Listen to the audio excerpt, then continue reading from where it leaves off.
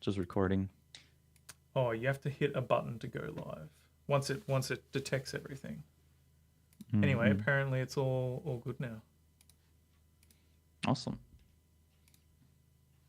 All Just right. recording. Say something in the chat if you're reading us all loud and clear. Can you guys hear me? After these, Is there any static? some technical difficulties, we're all good to go, I believe. And so, well, today we have Tobias Ruck from Deutschland.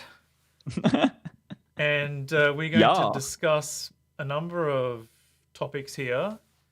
Some that include the situation that's been going on with tornado.cash and how also some of these Ethereum tokens have started freezing user balances who interacted with that, namely USDC. And then from there, we will also discuss how that ties in with the central bank digital currencies that are on the way, about to be rolled out. And then I want to speak to Tobias about himself personally and like what he's been up to in development land. And also I see he's even producing high production quality videos now as well. He released a new video today. So we'll take a look at that too, as well as a conference that he's organizing later this year. So that's all coming in the next hour or so. We'll see how long it goes for. I don't really have any time limit, but yeah, we'll just see how it goes. So yeah, starting off, the first topic, this situation with tornado.cash. And let me pull up here a new screen. We should be able to see. Are you able to see this article here, CoinDesk? Well, me not. Maybe all right, the well, guys I'm reading it out anyway. So, CoinDesk, they're saying that crypto mixing service Tornado Cash became blacklisted by the US Treasury. And basically, the primary reasoning that they gave for this is that, North Korean hackers, they're hiding the hacked money, and that's the only justification that they've really given for their decision making here. And so they banned all Americans, and that also includes American companies, from interacting with this service. And also there's many fines and penalties involved, I would imagine, if you are doing business with any customers or like clients that have interacted with this service as well. And so yeah, it's not been good to see that many of these companies that are influenced by the US government, because that's where they are based, like Coinbase or USDC Circle rather, they are now blacklisting the addresses or users that the US government tells them to blacklist. And if you had money in USDC in some of these addresses, then that money is now basically gone forever. It's unclear what is going to happen there. And they basically are just able to take your money away from you, and you no longer have access to that. So yeah, let's just see in this article here. I don't think it says, I covered most of it, but they're saying in the recent months that there was over 167,000 Ethereum that has gone through there. Right now, Ethereum is not a token that is being blocked. It's only USDC from what I've seen. And but basically the concern is that, in my opinion, that this may move to other tokens as well. It's not going to be just isolated to USDC. Now that they've set like a precedent, I feel like people are accepting that. There's not enough backlash, and once everything calms down a bit, they're just going to move on to other things as well. And so I think that if you're holding USDC, it's very dangerous. And in fact, any kind of token or coin where there's like a central area of control that can dictate what you can and can't do with your money. So I would recommend getting out of that if you are in one of those. But what are your thoughts on all this, Tobias?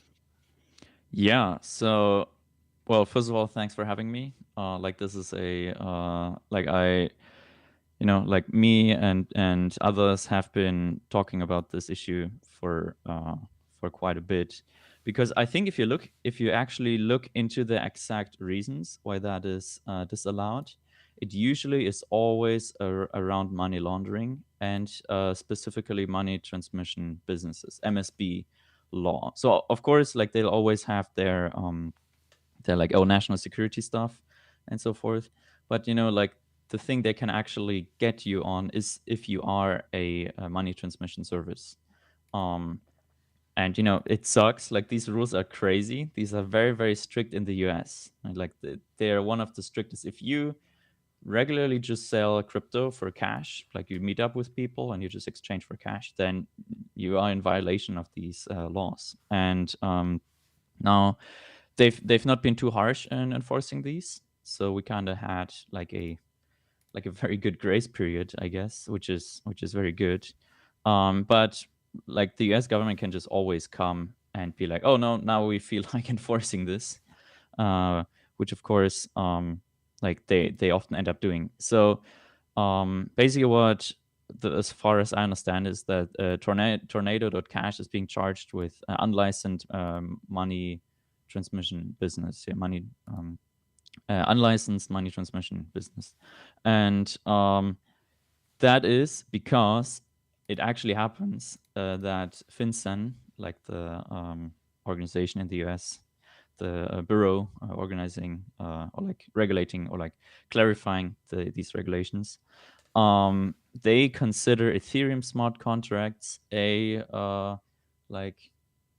a money service business, right? Like if you like the way it works is that from their point of view is you deposit your coins into the smart contract on Ethereum, and then you withdraw it again. So you move it from one entity to another, and then you move it out again. And that is where, from their point of view, it becomes problematic, because now it's like, okay, you move these coins into the smart contract, you should have done KYC, right? From their point of view, right? Like you can't just put this into a black hole and then get it out again, which of course is exactly what tornado.cash is, right? The whole purpose is we all put this money into one thing, and then we withdraw it out again. And they don't like that at all. So are they basically seeing a service like tornado.cash as like actually a company and its own entity, basically? So the guys that created that are the ones who are running this as a business, they would see it as. Exactly. And they like if you go into the documents, and those been around for like 5 years, right? Like they've clarified that, I think 2017 or something, or 18, something that range. And they specify who like for like a decentralized exchange for a smart contract, who they consider like the people operating that. And like if you take a cut, then you immediately like part of the operators. If you're somehow running infrastructure for this, right, like servers, I think you're also considered operator. And I'm not sure about the developer, but probably like like this is all very fuzzy, so they could just be like, no, like if you're developing for that, then you're also like operating this thing. So like it's very like it doesn't fit at all what we think about decentralization and like permissionlessness and so forth.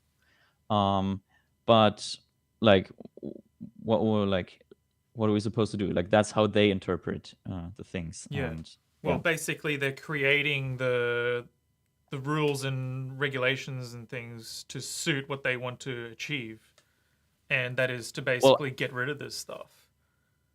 Well, actually, what happened is that they already had all of these laws, right? I think a lot of them came about from 9/11, where like they were like, oh no, we need to stop terrorism. And actually, like we Yeah. launched we did a bit of a money service business in the US, and it was basically all we had, like we had to fill out forms. Is this guy a terrorist, right? Like, is he involved in terrorism, which is very bizarre because we're on a Pacific island and there's not a lot of terrorism there. Yeah. But Obviously. yeah, so that's where it all came from. So that was way before crypto even existed to some like to any extent at all, like cryptocurrencies. But later, what they basically did is they just reinterpreted the existing law so that it applies to cryptocurrency. So they didn't even issue any laws. They just were like, okay, here's some clarification. Here's what we consider money service business. And it turns out that in Ethereum smart contracts, they view that as money service business, which of course sucks, right? Like that's crazy, but that's how they do it. And I can also talk a little bit about how we can actually avoid that. Right. First, So yes. obviously, this is going to put a stop to many of the things going on in DeFi land over there in Ethereum and other similar coins. But how do you think that sort of thing, these regulations that have been reinterpreted, how do you think they're going to treat services like Cash Fusion or Zcash and also Monero? These are like the top three sort of privacy things other than Tornado.cash, in my opinion. So particularly, I'm Yes. more interested in Cash Fusion because that is something I'm more familiar with, and I'm sure more of the viewers of this stream are using that as well. So the interesting thing is that the FinCEN is actually issuing specific guidance on each of these, right? Like, so there's I think they call it privacy enhanced, anonymity enhanced CBDCs. So that's like that's the thing they do, and basically they distinguish two kinds. So the one kind is anonymizing sorry, anonymizing services provider. That's the one thing Yep. they have, and the other one is anonymizing software provider. So and you can be okay, this sounds very similar, but basically like one of them is a money service business and the other one is not. So it's like in the US, it's totally legal to write this kind of software actually, right? Like you can write any kind of software, you can publish it. The problem comes once you start running it, once you start becoming a service provider. Like a node, for example. Yeah, exactly. And also you so like I mean I can just read it. An anonymizing software provider is not a money transmitter. FinCEN regulations exempt from the definition of money transmitter those persons providing the delivery, communication, or network access services used by a money transmitter, right? So if you just provide tools to do these, then you're exempt, right? Like that's the cool thing. So we can apply that to Cash Fusion and Zcash. Cash Fusion, like it doesn't take a cut, right? It just is it's a system. And also I've talked to the developers, like the guys who actually developed this or who were involved in the development, and they specifically made it such that the Cash Fusion server, it never even constructs a transaction, or it just facilitates communication between parties. So it falls squarely into that area where it's like, no, we're like an ISP, right? Like if you use your ISP to send emails that are like illicit, so to speak, then like you're not, like you're exempt. Right. So in the case of Cash yeah. Fusion, what you're saying is basically everything is all clear and we can't be, well, Cash Fusion users or Cash Fusion itself cannot be targeted under this existing legal framework. It seems like that. So of course, like I'm not a lawyer, I'm a developer, but these are very important text, and they're actually like, as a crypto guy, if you can read them, like they're written in very plain English, very simple English, unlike other laws, I guess. So I really recommend people reading FinCEN guidance. So FinCEN guidance on convertible virtual currencies. So what's wrong with my English today? Convertible virtual currencies, and they're and they just issued a lot of guidance on how that works. And from what I can read, of course, like do your own research, look at this into yourself. If you're using Cash Fusion, know what you're doing. It's exempt, yeah, it seems. So what was that again? Convertible. Convertible virtual currencies. So FinCEN guidance. I'm just trying to pull it up. It's issued May 2019, actually. Yeah. FinCEN guidance, application of FinCEN regulations to certain business models involving convertible virtual currencies. There we go. Cool. So 1 second here. Yeah, and if you go I think to this is page... it. It's basically fincen.gov, and you have links to this here. Application of FinCEN regulations to certain business models. Yes, exactly. It's a PDF. Yeah. Okay. Well, I've got it on the screen here if anyone that is looking for that, and I've pulled it up. Yeah, if you go to page 20, then it should be section 451, anonymizing software provider. And then if you go to the second paragraph, so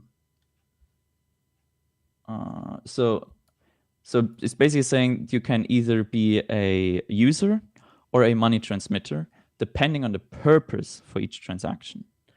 And the important word here is, I guess, transaction, right? So if Cash Fusion isn't even constructing a transaction, right? They're not building a transaction. They're just exchanging stuff. Then it's like it can't be a money transmitter because there's no transaction. And then the next, I think, is the most important. For example, a user would employ the software in paying for goods and services on its own behalf, while a money transmitter would use it to engage as a money business in acceptance of transmission of value as the transmitter's or intermediary's financial institution. I mean, that kind of makes it clear. Yeah. So I hope this wasn't too like technical, but basically that's the approach, and I think that shows a bigger approach, because I really see and on Twitter I saw that on tornado.cash, like people were like really upset about this, and rightly so. But I think what they say, like they kind of misinterpret, like they kind of don't see what the government is actually saying. They're saying, oh, like, so you're saying that you can't publish open source software or something, but from the government's point of view, like you're engaged in money laundering, right? So of course, like we wouldn't view it that way, but like that's the conversation we have to have. Like, how can we avoid being money launderers? And the fines for that are very high. Well, I think as well, they've already established in many a number of legal cases there that code and publishing code, particularly open source code, is a form of free speech, which is protected. Exactly. So they can't eliminate that because it goes against the Constitution. Yes, yes, you have the First Amendment, and you can publish code. And that's also like, do you know about ghost guns? Yes. Yeah, it's basically the same thing, right? Like all these people are doing is they're just publishing open source software, which of course you can load onto a 3D printer and so forth. And once you start selling this stuff, then it really becomes illegal. But publishing just the like how do you how do you operate a 3D printer and so forth? That's all legal. Same with Cash Fusion, right? Like you're just releasing this open source stuff. So I think it's written in Python, right? So you're literally taking the source code, you run it, like your own machine is executing it. You're using it to ideally pay for services, right? Like you're just saying, okay, I want to use this to pay for something. I want to use this tool, this piece of software to pay for my services. Then you're good, right? Then like they explicitly say that you're good. So of course they could always like screw you over in a different way. They might say, "Oh no, we believe you use it for this," but yeah, they might Exactly. try Yeah. to apply that sort of thing to people. But in my view, we should make it as hard as possible for them to get us, right? Like like we don't really like the government. Like especially what they're doing right now, I don't really agree with it. So I want to have a little surface area for them to attack me, for them to hinder me in what I'm doing as possible. And it just turns out that they publish all the rules that they're using to get us. And it just so happens that the way tornado.cash structured itself is a money service business, and the way Cash Fusion structured itself, and they specifically structured it this way, right? Like they went out of their way to structure it in a way such that it is not money service business. So the developers of Cash Fusion were aware, or when they developed this, they were aware of this. So like kudos to them for doing that. Yeah, I think Jonathan. That's why we pay them the big dollars, right? Yeah. Yeah, exactly. So I'm glad they're doing that, and well, hopefully hopefully more people become aware of Cash Fusion as well, because I would say it's like a very niche thing, and there's not many users of it at this point in time. But certainly, when guys like tornado.cash are getting taken down, then people might start looking for alternatives, and this seems to be the way to go. Mm-hmm. Of course, what they'll then do, probably, and whoever they is, but the Wasabi wallet launched, and I think they use a similar system like Cash Fusion, where they never take custody of the coins, right? They're just a communication protocol, and what happened there is that they actually got DOS attacked, right? Like somebody was spamming the servers, so.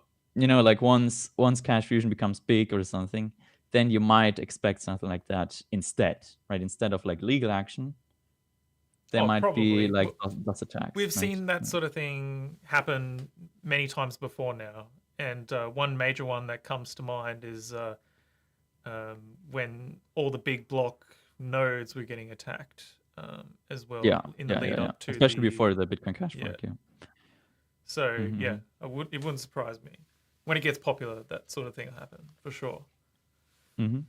Yeah, and so yeah, like and just like what I think is that there's a sentiment in crypto of like, oh, like why should I comply with these laws? Like these laws are stupid, therefore I should not comply with them. And I kind of get that, right? Like you want to be this 1776 rebel of like, no, like I don't want to comply with those. But for those who actually like, I don't know, like you have to be extremely serious about that. And it just seems that the people who are doing that, they're like more like doing it for ego purposes and not really for like a strategic kind of non-compliance, right? Which I think would be quite different. And for now, like we can avoid so much attack surface by simply changing the protocol a little bit here and there in order to comply with these like obviously stupid laws, but we still have a lot of room, right? Like they give us the playground. They give us the room where we can do that. And coincidentally, like this, in my view, is very much in spirit with Satoshi, right? Of course, Satoshi was anonymous, was dark and everything. Like he went completely anonymous, which is great. But we can't all do that, right? Like this is extremely difficult to do, especially now where like literally everything is listening to you. I think 2009 it was a little easier. Yeah. Now even your TV is actually like completely listening to everything you say, basically, if it's like somewhat recent. So it's just getting harder and harder to do that like consistently. And but what it turns out is that previous attempts in doing cryptocurrency, like the Liberty Reserve or something, and I'm not sure if you would classify that as cryptocurrency, but like it falls, like people often reference it, and that was money service business, right? That was illegal. Bitcoin is legal, right?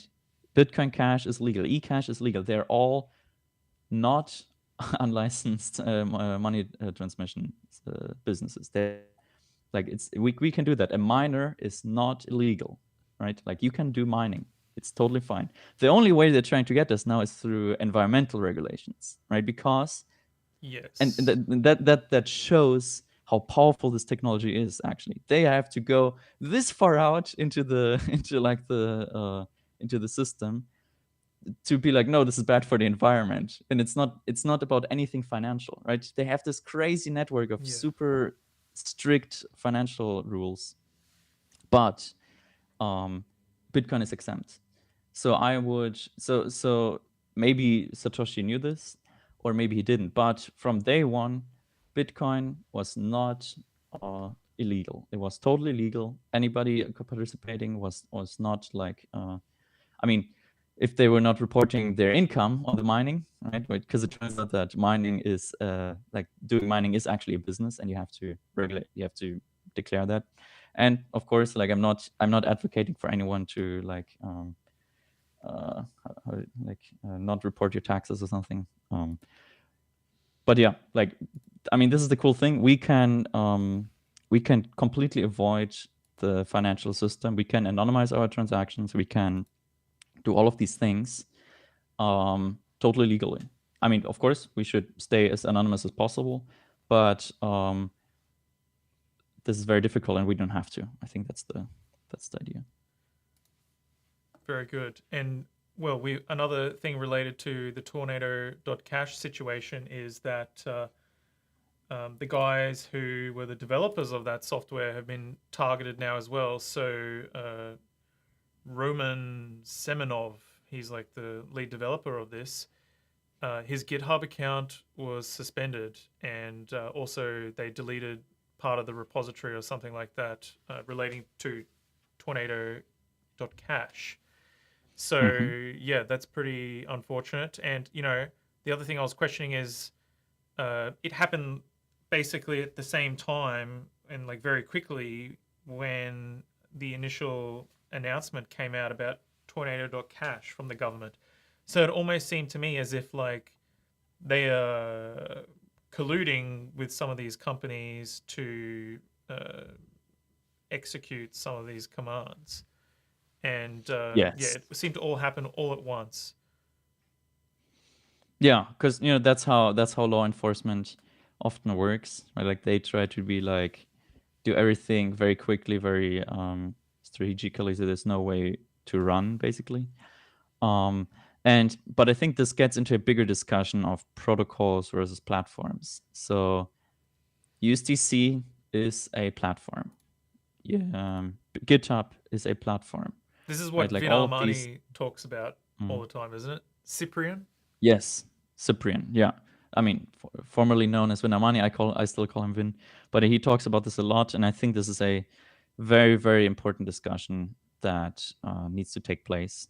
And I think we're moving into that direction, because that way you don't get these like first of all you don't get these liabilities, but as a like if you run this, but second of all you get the censorship resistance, right? Like there is one of the most ubiquitous protocols is English, right? There's nobody in charge of English, like the language English, and it would be extremely hard to ban, right?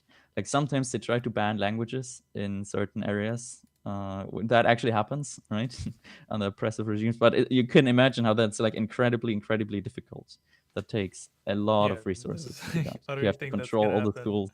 Yeah, it won't happen for English, for sure. But yeah, what's a platform, however, is GitHub, something where you have your stuff on their servers, and they're basically the custodians. Of course, I use GitHub too. It's incredibly convenient, right? Like they give you so many features. They make it really easy to use. However, Git, like you have to distinguish. There's GitHub, and there's Git. So Git is a protocol. Git is a language. It's something that developers wrote, and you can run it on your own computer. and you can run it on another computer, and they too can talk to each other, right? Like they can be, hey, I speak Git, here's some code, okay, I accepted these changes or rejected these changes, they're not like compatible with my end.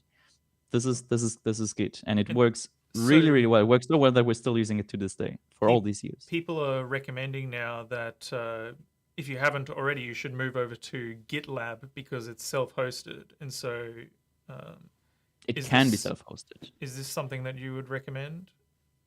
So what I would not recommend is moving over to GitLab.com, which is it's basically the same as it's the same thing as GitHub, as far as I can see. Like the UX is slightly different.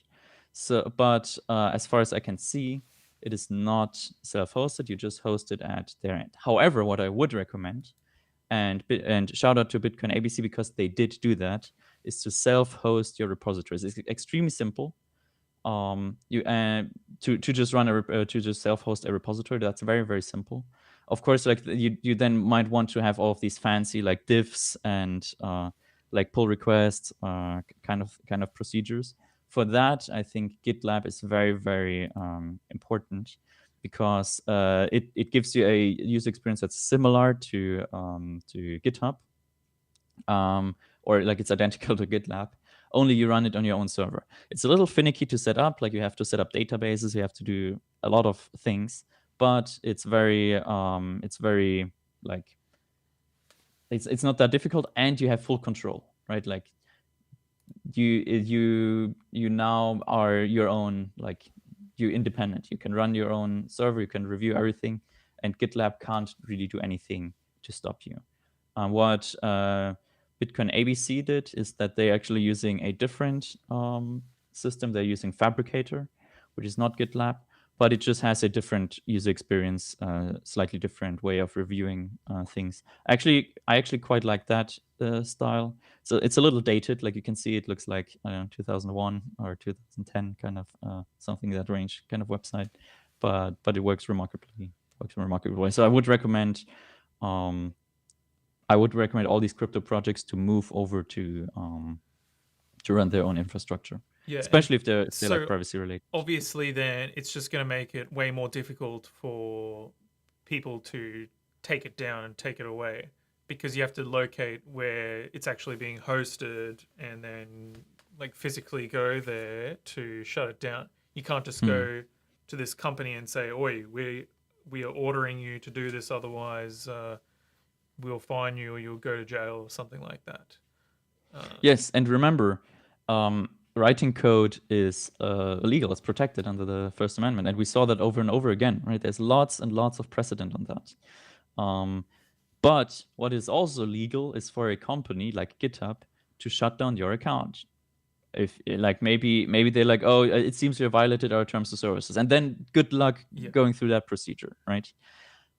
So the government could just pressure GitHub, or to be like, no, like shut this guy down, right? Like it seems like he's engaging money service business. Then GitHub can be like, I guess you're right, right? Like they are not gonna fight this in court. Like they're not gonna do that. It's not in their financial interest to do that. It's not like it doesn't look good and so forth to do that. So they're just gonna comply with the orders there, and that's it. But if you run your own infra, like it's gonna be like there's not gonna be this issue because like you are the one who's running it.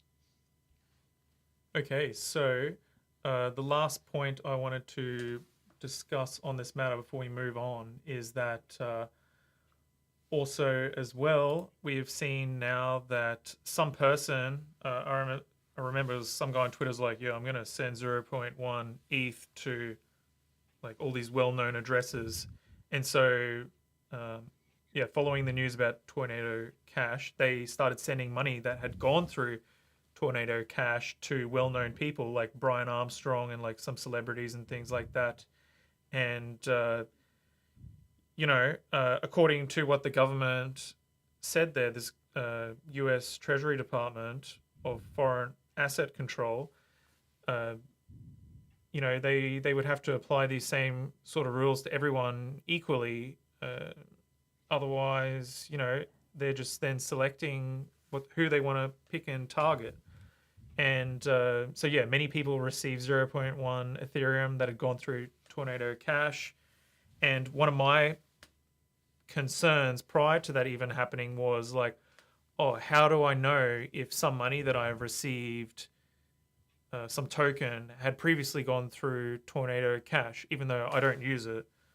What if I received some that had gone through there without my knowledge? Am I then going to be subjected to like these asset freezes, and is my money going to disappear? So when I was considering that, I'm thinking like, oh, this is like extremely high risk to be holding USDC, particularly given those guys are now openly controlling people's balances. And yeah, it's just all very concerning, I think. And yeah, who knows where it's going to go from here. As I said, this is only going to be like the beginning of all this. They're going to escalate it further, I think, shortly after. Yeah.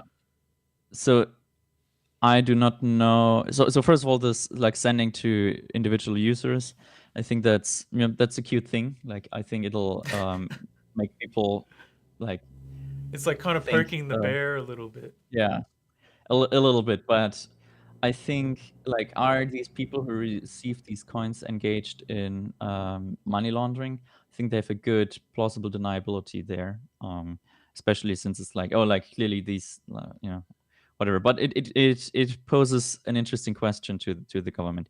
Generally, I would advise poking the bear. Like why would you do that? Really, like it seems counterproductive. I mean, of course, you should call them out on anything, but like especially if you could be targeted personally by this. So in this case, like there's not really something that can be done to you if you send these transactions, because that's the way Tornado Cash works. But yeah, so but it kind of proves as well that the rules that they are applying are sort of yeah, flawed in exactly. some aspects. But they don't care. They don't care. Like that's the thing that we need to that's the thing we need to know, is that they do not care that they are inconsistently applying this. Right? Like consistency is not what they care about. They care about power, right? And this is something that maybe libertarians are not understanding. That like, oh, imagine the roles were reversed or something, right? Like, oh, imagine we were in power and they would do something. We would never like treat them like this. But they don't care, right? Like those people, they do not like they like to lie, right? Like they like to cheat. That's what they do. And if they can get away with it, they 100% do this. And for them right now, Tornado Cash is something that gets in their way, right? Like they don't want that.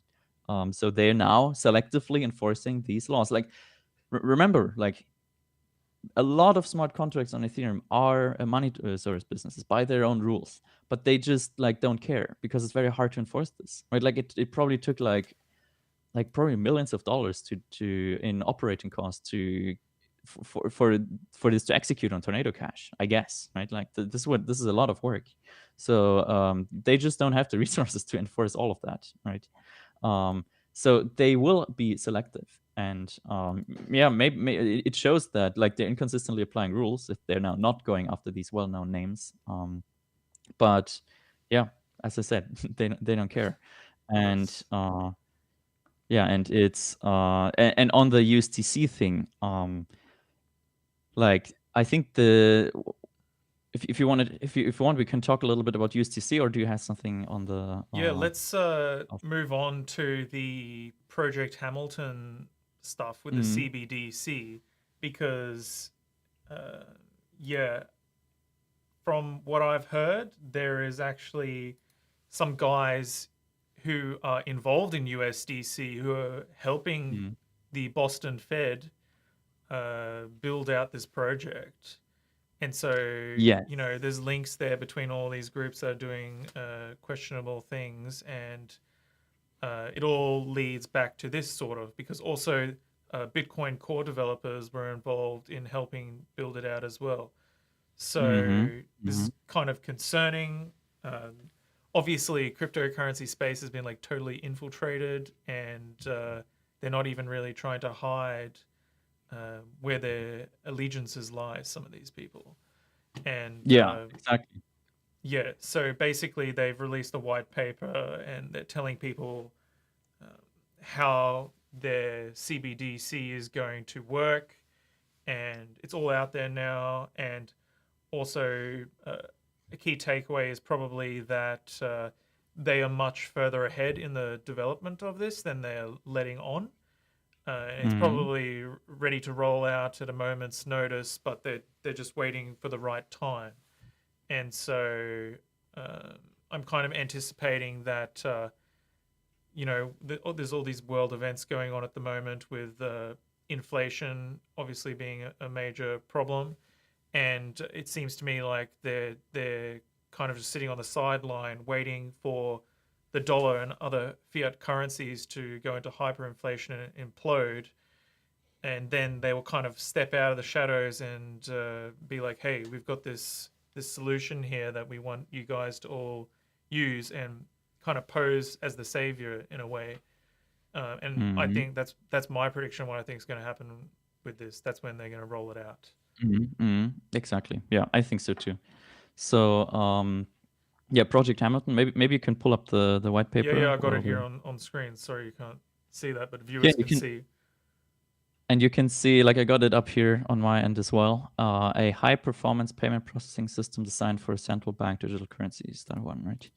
And you can see all the names, right? You can see James Lovejoy, you can see Corey Fields.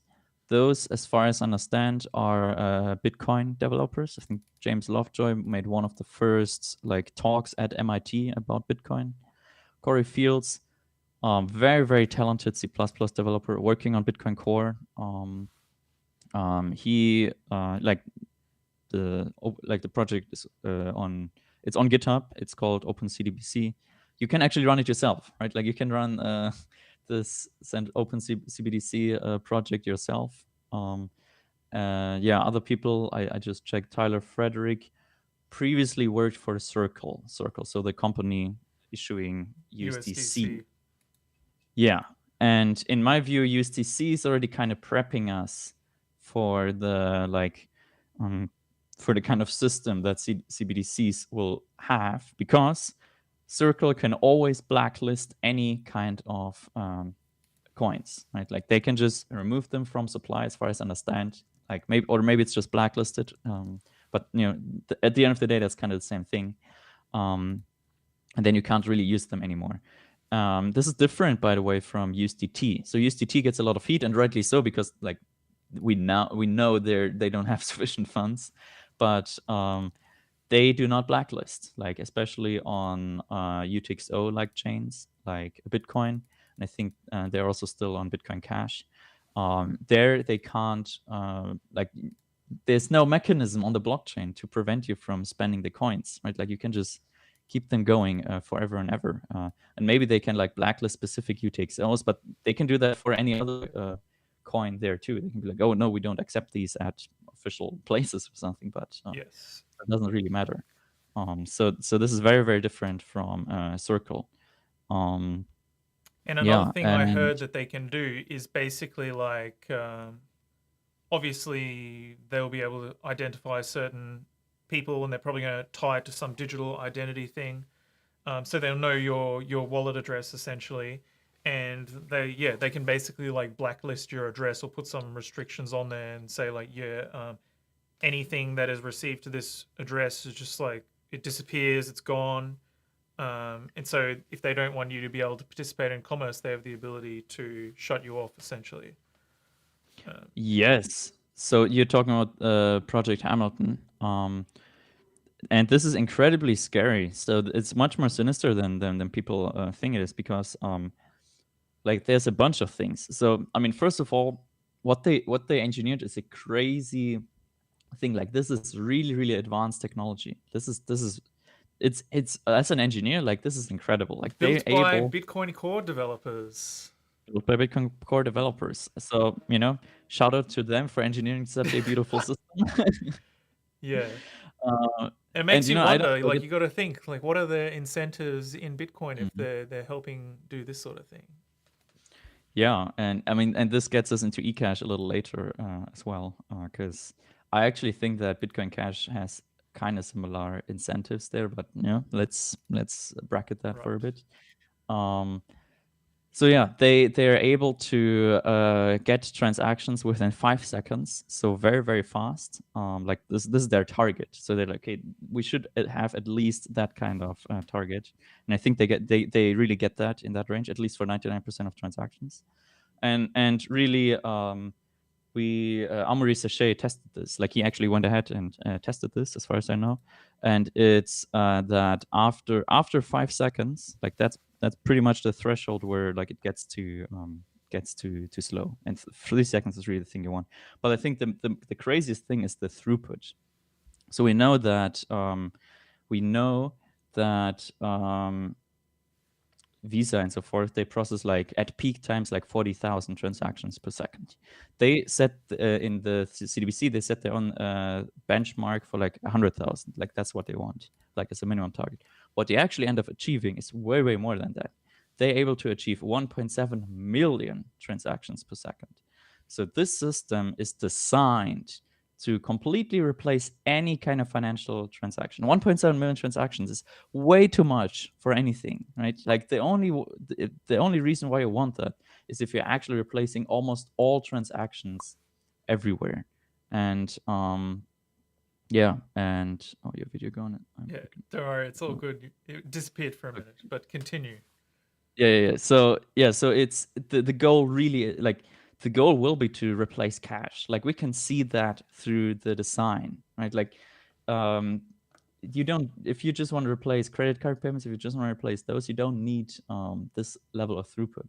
And that's even like they're only really using 32 AWS instances. For the Federal Reserve, that's probably nothing, right? That's probably like $1 million per year. They can just print that very, very quickly. So like they could go higher and higher and higher. And the important thing is that this system is incredibly scalable. So they can just add more and more resources, and it just adds more and more transactions, right? Like per second. They can just do that and scale infinitely. And so that's like the quote unquote positive side of that, right? Like the engineering is incredible, but where it gets dark is the first of all the architecture, and second of all the operations they can do. So the architecture is very interesting because it does not store balances. It doesn't store balances. It doesn't store public keys. It only stores they call it UTXO hashes. Basically, they just store the hash of your balance and your address. Right? They don't store. They say they removed that. Right? Like obviously they will store all of these data elsewhere. Yes. But from the official side, if Ron Paul finally wins and becomes president, he'll be like, I'm gonna audit the Fed. And then they'll be like, okay, great. Here's all our data. Thank you, Mr. President. And then he's gonna be like, oh, these are all hashes. Like, no, there's no amounts in here. And so like it's like, and they say that, yeah, like there's a trade-off, like it becomes less auditable. Like they actually say that. But they don't care, obviously. No, so because they want to have complete control over it, obviously. And yes, so the database, if you're able to hack into it, I mean, you of course you can like increase your balance, but if you're just able to get the data, like if you get read access, then you don't really get anything from that, right? Like there's no real data in there. It's all hashed. It's all quote unquote encrypted, and so that doesn't that of course is terrible. Like you can't even, like they can't tell you how much money there is in supply, right? Like that's how crazy it is. They like if you ask them how much money is there, they're like, oh, we don't know. Yeah, fundamentally it's basically the same thing that we've got right now with fiat currencies. They have like unlimited printing capabilities, and we're only really relying on information that they are giving us about how much is in circulation and that sort of thing. And so there's no difference except that they are giving themselves a lot more power and control over people. Exactly. And of course they do that in the name of privacy, right? Because like the US Federal Reserve, they obviously should not be in possession of all this data. So what they do is when you send a transaction, they get all this transaction data, they process it, and then they delete it, right? Like then they remove all of that transaction data because, of course, we know that the US government is very stringent on privacy and always deletes everything. So that's not going to happen. They completely archive every single transactions, but they're going to do that without like unofficially, right? So and that makes the most sense, right? Like you just run a hidden server, like nobody needs to know about that, and publicly like no, like this is all deleted, this is all hashed, this is all like not present. So internally they will exactly know what the money supply is and so forth. And the way minting of new coins works is also very interesting because they look completely indistinguishable from existing coins, right? Like they just mint it, they add it into the database. And then if you get some of these coins, you can't know if these are like freshly minted coins or if they're like hidden away or something, or like but if they've like been there for a long time and gone through like the money chain. So like if you're close to the Federal Reserve, they could just mint you a bunch of coins that only that nobody else knows about, right? This is just for their kind of circle of friends. Like in theory, that would be possible. Same thing they do right now. Nobody could know. Yeah, exactly.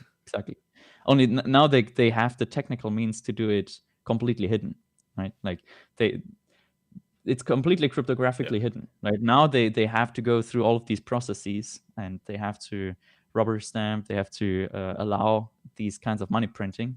In theory, they could just go ahead, push a button, and make the logs disappear, and one account now has more money, and there's a lot of plausible deniability. Don't you think it's ridiculous how these people are basically giving themselves all this power and money as well?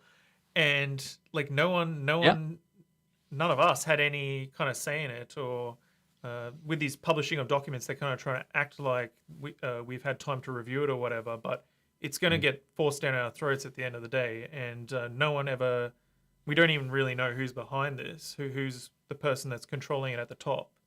Like they weren't elected or anything. Also like, yes, but also we don't care. Like that's the sad thing about this. Like you and I, we talk about this because we do care. Like I care a lot, but like I go to Bitcoin meetups, and I ask them every time, "Oh, have you heard of Project Hamilton?" And they always be like, "No, what's that?" Like crypto people, even crypto, who should be most concerned about this, they don't care about this. Like they're not interested in this. So it's like kind of our fault that they get away with that, because they are actually open about this. And maybe that's like their like almost like a hybris, but it works, right? They're like, no, like we can tell you that we're enslaving you. Like we can release the software, right? Like we don't have to hide any of this. And they just get away with that. So I think it's yes, the public is not involved in the processes, but at the end of the day, the public really doesn't care. And of course, like you could say, oh, the media should be talking more about this, but the media is also like controlled. So also your media, right? Like your channel is media. So I'm glad that we are talking about this, and it's important to talk about. And of course, we still have freedom of speech, so that we can talk about this. There might come a time, if you're talking about this technically, or if you're talking about this morally, then your money just evaporates. It disappeared, right?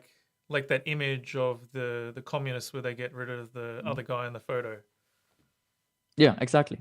And that's but that's the so there's 3 operations in the CBDCs. It's just 3 things that you can do. First of all, the first I already talked about, mint, and the trade-offs, I guess, they picked there. Second one is transfer, so that's just where you send money around. But I think what is really interesting about this transfer is that they actually use the Bitcoin model, and maybe we can talk about this a little later. But yeah, it's really, really fascinating, the kind of model they pick, because it's basically Bitcoin, which makes sense because the Bitcoin developers, like the Corey Fields and so forth. But the third one is called Redeem, and I mean, if you run a we did some stablecoin experiments here and there, and Redeem is actually a very important operation, because you need to like be able to return, like you mint coins when money gets into the system, and you basically burn coins when money gets out of the system. So this is a very important operation. But the way they describe it in the white paper, they haven't actually implemented that. They haven't implemented it in the code, but they describe it in the white paper. And the white paper describes it such that whoever has the private keys to the system, they can just remove any coin from circulation. So they can just be like, okay, this money gone, delete it. This money gone, delete it. And what that means is that if you have an account or something, they can actually remove the money and pretend it never even existed, right? So now we're really getting into 1984 territory, where it's like 2 + 2 = 5, or like you get your money or something. Maybe you get your paycheck or something, or it's probably going to be helicopter money, and then you say something wrong on the internet or something. They know exactly what kind of what's your like address and so forth, and then they just push a button, or maybe it's just completely automated, right? Some AI technology, and they just remove the money from the database. Probably. And if you then go to McDonald's or something to buy something, it's going to look like you're giving them counterfeit money, right? It's like, no, like this money doesn't even exist. Like, why are you trying to send us this? And then you are the like the blame is on you, because you're trying to send money that doesn't exist, and at least that doesn't exist from the Federal Reserve's perspective. So yeah, it's very grim. It's a very I'm not optimistic about this particular project. So I think they're just gonna be able to roll it out. I think the biggest technical challenges will be with the like compliance side, right? Like where like the prevention of money laundering basically comes in. I think that'll be technically a little tricky, but I think they can just tap into the existing like they can just ask Circle, hey, like, can we copy your code? Right? Yeah. Coinbase, like, hey, you got this crazy good system. We want to move your customers over to this or something. Maybe like that would be a good strategic thing, I guess, to just tap into the existing structure there. Well, they may. It may be like they are going to just force everyone onto it and outlaw any of the competition, kind of a bit like what we're seeing with attacks on some of these projects at the moment. But I think the best thing we can do. I think it's going to be trickier because here's where it gets hopeful in my view. So I think that they will have a hard time outlawing crypto because they haven't done so yet, and they're incredibly slow. They're still bound by the Constitution to some extent in the US, right? Like there's only so much they can really do, but what they can do is they can lie to people, right? So they can pretend things that aren't true, and they can set incentives such that people are more eager to use the like the CBDC, and maybe they'll start giving people free money. They will absolutely do that, sort and of strategies they do now.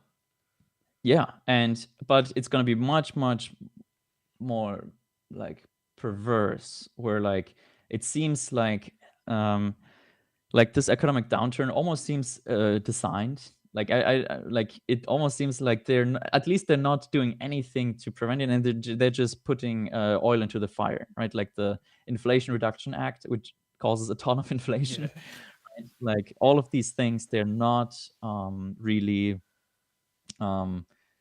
like they're not helping at all. But what they can do then, after people get really desperate, especially once the shelves in the stores become empty, which sometimes happens actually in recently in the Western world, they can be like, oh no, we got you covered. Like, unfortunately, I don't know, they find a boogeyman. It was Trump's fault. Like, this is Trump's economy. So we have, he's responsible for this, or it's Putin, right? Like, it's going to be his fault. But we got you covered. Here is some CBDC bucks, right? Like, they go straight into your phone, straight into your wallet. So it is a cryptocurrency, right? At the end of the day, it's a cryptocurrency. It's just not decentralized. It's just fully centralized. It's going to go into your wallet. You can go to Walmart like right now and start spending it, buy your groceries and so forth. And if you don't, like, that's fine, right? Like, you can use different systems, but they're going to do anything they can to push you to use this. And they're also going to do anything they can to prevent you from using crypto. Yeah, like they might introduce some taxes or something for cryptos that are not the government one, for example. They kind of already are doing that. And Yeah, like and they are doing that. That's the capital gains tax, and maybe they add some other taxes. I think it's going to be tricky to get taxes on transactions, but let's see. And also wealth tax. I think that'll be difficult to get. However, what I think will happen is that we'll just get because it seems to me like the powerful people actually really like Bitcoin and maybe even BTC specifically, because it allows dark money to move, and a lot of like dark money to move very efficiently. So you can pay someone $1 billion. If you split up into multiple transactions, people don't even notice, right? Like there's whale alert or something, but that's just for people who just have it all in one transaction. But I can pay you in like 100 transactions individually, and you receive $1 billion, right? And nobody will Or you could just like spread it out over time as well. Write some scripts to do that or something like that. 100%. And actually, this is the model that Stamp. That's a little bit unrelated, but like it's a peer-to-peer end-to-end encrypted messenger that also has a wallet built in it, and that anonymizes your coins. So you could even use that, I mean, at some point to anonymize Bitcoin Cash, eCash, and so forth. And that's the model it uses, and it just spreads it out into multiple transactions, which are unrelated. So you don't know really, if you just do chain analysis, you don't know the amount, you don't know the recipient, and so forth. And you don't really link inputs that much. So yeah, that's that's a project that I'm involved in to some extent, and I think it's something that will become more interesting once people both need a legal way to become anonymous and also like to use crypto and so forth. So I think that's like the bright side of this thing. In my view, I think they will make it difficult to use, but they won't outright ban it. So if you are a crypto guy and especially if you make your income in crypto, so I recommend if you can try to get at least a certain percentage of your income in crypto, by selling goods and services, or like by getting hired by people who pay in crypto, because then you're way more independent, right? Like you can like you don't have to use the software. You can still use your freedom of speech. You can still use all of your rights. With the CBDC, you basically lose all of your rights, because then like they can just remove your coins for any reason, right? Like they can always blame it on technical failure or something. If you don't use this, you're still pretty much free, right? Like you still have your rights. So I would be pretty optimistic on that front, that like if we can build any kind of economy that uses crypto, at least in the West, it's gonna be tricky because of money laundering laws, right? Like you can't, for example, I can't just sell crypto over the counter for cash on a regular basis. That's money transmission. What I can do is I can sell potatoes for crypto. That's what I can do. Totally legal. If I do that in the open, if I post about it on Twitter, there's not gonna come anyone who's going to arrest me. If you do it for cash, then it's gonna be more tricky, unless you do it like irregular. But there's exemptions, but like they can always be like, oh no, whatever. But if you sell goods and services, you're completely exempt. And that's also in the FinCEN guidance. They explicitly say that you can do that. You're fine. Like they can't get you for that. It's gonna be legal. And by the way, this is I will go into more detail and like give specific examples. I will do a talk on that at the Electronic Cash conference. Right. Well, this is probably a good point to focus more on your work, but on the topic of the CBDC and everything like that, I think the best thing we can do is just try and educate people as much as possible, and warn them of the dangers, and then hopefully, they will refuse to adopt that kind of thing, and they will go to some alternatives that are like legit cryptocurrencies. And so and pay people in crypto, get paid in crypto, build an economy, right? Like we can, like I pay people, if I hire people, I exclusively pay them in crypto. If they want to be paid in crypto, I'm like, it's just like way too convenient to just like, hey, give me your address. Okay, it's sent, right? Like, it's super convenient. If I have to do a transfer to, I don't know, some third world country to the US, I'm not saying that the US is a third world country, but like, if I have to do that, it's very complicated. If I just do it in crypto, it's very convenient. But it also gives me this independence, right? I can just send these transactions, and it'll give you more freedom yourself, right? Like, if you start doing this, you will at some point have a competitive advantage over the people who aren't doing that. It will be in your financial interest to do this. So that's what I'm saying. Yeah, get the education, know how to do this. Like, I had to explain someone how to convert the crypto into the bank account money, and it's tricky, and it is purposefully tricky because like there's a lot of these laws, and that's one thing. If you start out, that's something you need to do, right? Because you can't pay all of your expenses in crypto, obviously. But if you do get paid in crypto, you find these solutions to problems over time. Right now, I know people that will accept crypto for mundane stuff, right? And you don't have that if you don't have, like, you won't build those structures in your life if you don't have that. Very good. So let's look now at this video that you published today. I've got it queued up here. I don't think you'll be able to see this, but I can play it to the viewers. So let's take a quick look at Tobias's new video here on his Twitter page. For thousands of years, man was in control of sound money. But a mere 100 years ago, a cabal of powerful men forged in secret a central bank to control all money and to dominate all life. When I was watching this, I was like, did he like get these clips from somewhere else? Because it's like very high quality. But there were some who resisted. They traded amongst themselves Bitcoin, their own currency, which the one bank could not stop.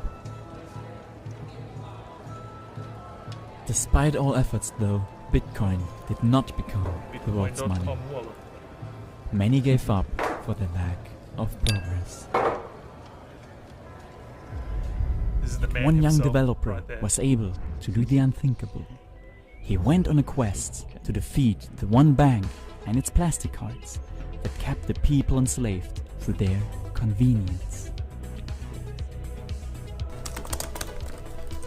He worked day and night, Watching the live stream on my phone. and through blood and sweat, he first programmed a payment card. But he went further than that and poured his creative mind into the NFC ring. One ring to free them all. Finally, there was hope. The ring was able to make payments faster and more convenient than the one bank ever could. Have we found the path to freedom? Will you join to free humanity? By the way, I'm a little less skinny now. That we recorded that a little. So yeah, that video pretty good in my opinion, as a guy that makes videos. So thank you. tell Yeah, us shout out to Daniel. Tell us a bit more Daniel, about that. Is this the guy who helped produce this? Yes. So he's basically a school friend of mine, and he apparently is just a genius with videos. So I'm very glad to like I'm really impressed how it turned out. Like, he knows how to use the camera and so forth. So I really like that. The music is actually written by me. Yeah. So I wrote, cool. That's awesome. I And wrote the yeah, music that stuff is like, it seems to me the whole thing was completely original. So well done. Yeah, I enjoyed that. And also as well, like the like props and environments and everything, it looks all pretty legit as well. Like you could be on a movie set.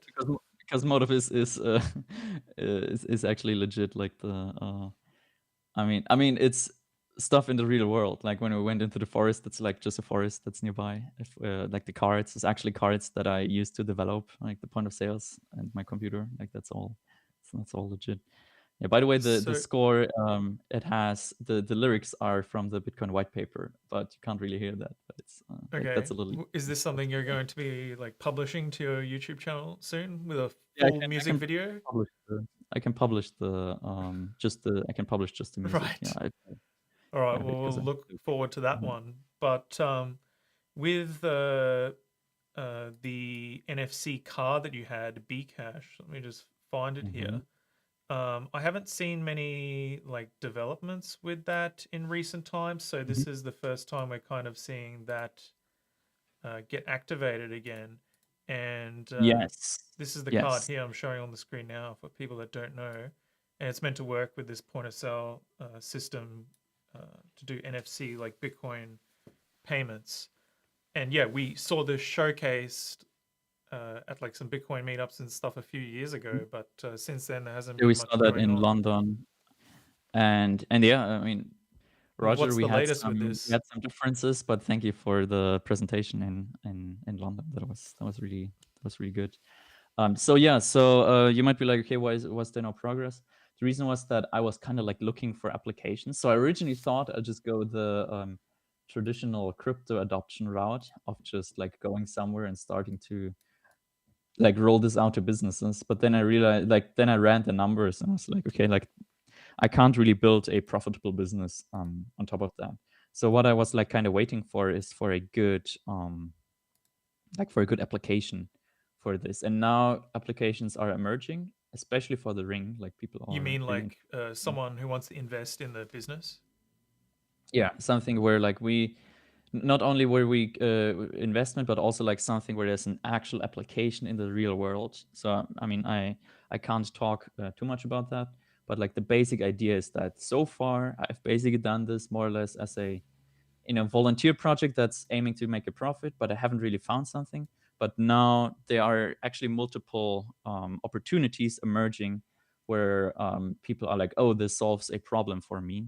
And yeah, and now I'm like starting these things up again. And it's gonna be very interesting because yeah, follow that. So and originally I thought I'd just sell the cards and the rings to end customers. So I just put it on the website, people can order it. But then what? They have that card, but no store really accepts it. And maybe we can do some grassroots adoption or something, but I don't think that's very efficient. And kind of relies on people to do that. And maybe eventually we will be able to do that, to be like, hey, because it's an open protocol, like it's non-custodial, it's just like shuffling bytes around at the end of the day, right? Like, so we are not a bank, be your own bank, it says on the website of be.cash. And yeah, so that'll happen, but it just like from a business perspective that wasn't really viable. Now it seems like viable options are emerging, which is extremely exciting for me because now I'm like, oh wow, my technology is finally finding an application. So yeah, the ring, the card, those will become proper products which will have customers, and especially customers, and that's what is most exciting, customers who don't care about crypto, right? So I think this will be where the big market is. Like, if you are like, crypto actually has the potential to solve a lot of problems that traditional finance can't, or traditional financial systems can't. And finally, with crypto, we can address these areas. And yeah, and if the people just like, no, I have this need, I have this desire, I have this thing I want, and it just so happens that this ring, this card, and so forth solves that problem, then we can get into the next stage, I think, of crypto, right? So I think crypto right now is more in the, like, it's basically all secondary market, where most of it is just people who either believe in the thing and invest, so the number goes up, or they or they actually have a need, but they do it more out of interest, right? It's more technical interest. Like, oh, let me try this out. Let me try to get this adopted and so forth. But it's not like the ideal customer is like, oh, I hate crypto. I hate crypto with a passion, but I can't use anything other than that. And I hope that we can, and I hope that this will give us like the path to freedom, right? Like, that's the ending words of the video. because I think once we have systems that are so convenient and so like easy to use, then we will like free humanity, right? Yes, I think this is like the mission that many people, particularly in like Bitcoin Cash, for example, signed up for. So yeah, not so much some of the number go up guys in the other camp, which is unfortunate. But yeah, so I don't know. Have you spoken to, for example, those guys Go Crypto? Because they got a payment terminal that's already fairly adopted. So if they integrated something like this, that'd be pretty sick. Yeah, they told me that they could rebuild the card in 2 weeks. So I was like, okay, good. Then I don't have to do that. Yeah, okay. Yeah. See you later. So, but I haven't seen anything there. So yes. So I did negotiate with them, but we weren't able to strike a deal. Fair enough. But it would make sense. It would make sense. It would be a good application. Yeah. And I think what I'll do is I'll just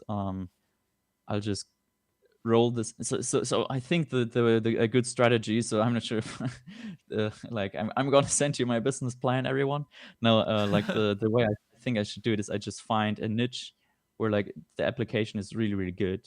And I think this is how it works every time, right? You find something where this really solves a need, and a really strong need, and you build a strong customer base there, and then you build out the tech such that it works really reliably for that niche, and it's just really good technology that's very convenient, very reliable, and it is very reliable right now, but like the user experience isn't top notch yet. And then you have something, and then you can expand to other areas. And then once I have that, it might make sense to contact Go Crypto again and be like, hey, like I've got this. Here's some libraries. If you want to integrate that, let's find a partnership, because it's all rolling already. You can basically just jump on the train, and then there won't be like any kind of development needed to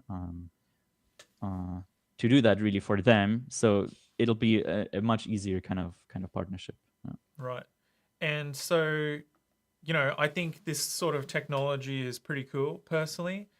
Here in Australia, at least, like everyone is using these bank cards with NFC to make payments. This is like the normal and most used method of payment here right now.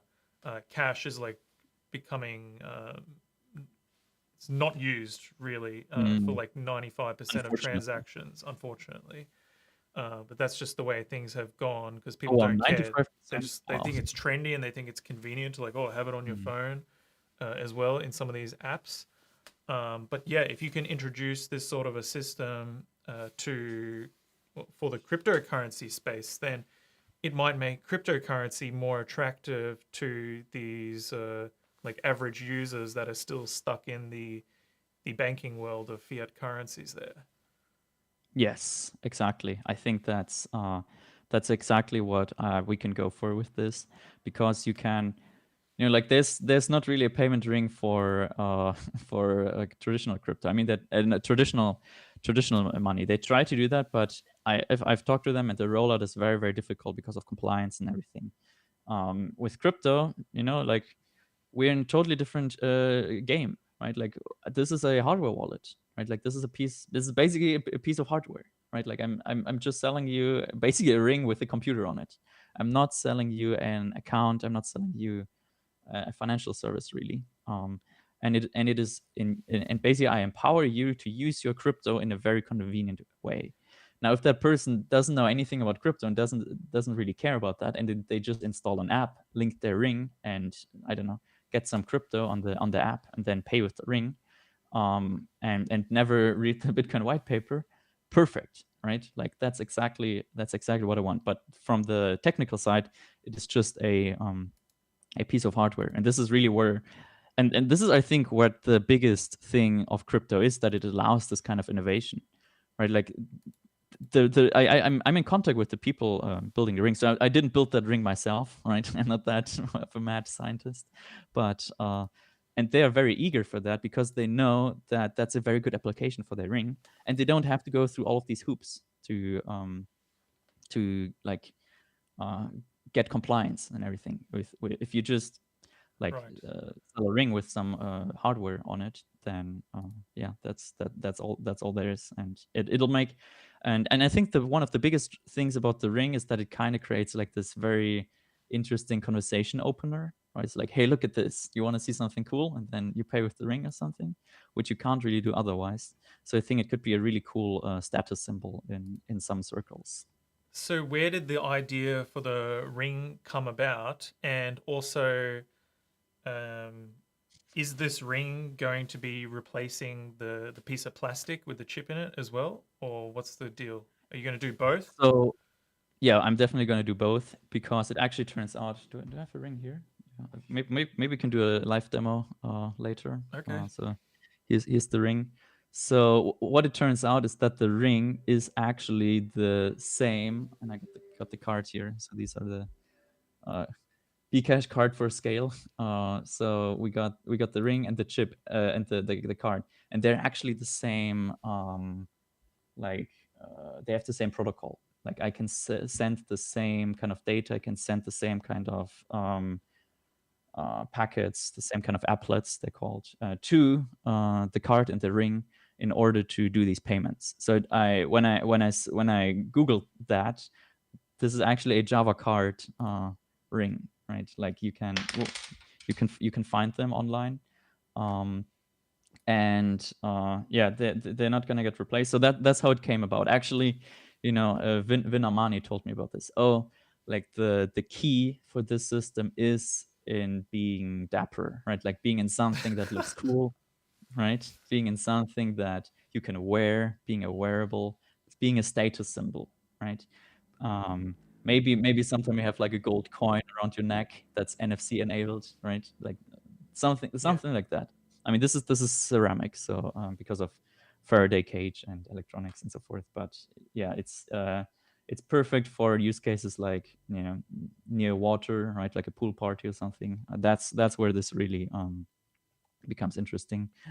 And yeah, so it's not going to replace that. And basically, that's the origin story. So okay, like we can go so far with this technology.